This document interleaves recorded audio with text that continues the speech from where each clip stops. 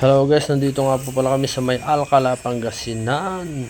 Ayan po yung bakod natin. Bali precast post po siya. 4x4 x 7 feet na may tatlong bakal sa loob para matibay. Bali 2-layer concrete hollow blocks ang nakalubog and 2-layer hollow blocks po ang nakalitaw. Then sa taas po niya is lalagyan po ng 4-feet cyclone wire and may 2-layer na barbed wire. Ayan, kompleto po yan. Horizontal bar and vertical bar.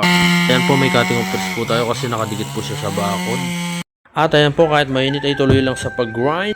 Kasama po natin is 4 na skilled at 7 na laborer. At na-start na rin po pala ang paggawa ng ating sliding gate.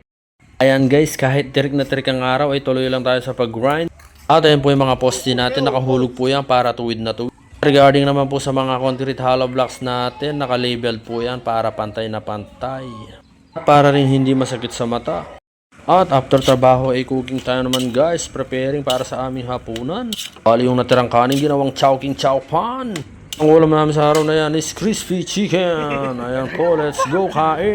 At pagsapit ng gabi guys, ay nagbigay nga pala ng panginom si client. Kaya ayan, pumasyal po kami dito sa may resto bar. Walking distance lang po siya. At ayan nga po, kasama namin ang JB Sukal ng Tarlac. At nagipag-jamming pa nga. After trabaho at mabilad sa araw is magpalamig muna tayo at uminom na malamig na beer. Let's cheers! At after inuman na yan na naman si Haring Araw. Saktong-sakto para pagpuwisan at pantanggal ng hangover yan. Hawak mo ang beat, hawak mo ang gabr. Ayan po, baling ilang span na lang at matatapos na ang bakod.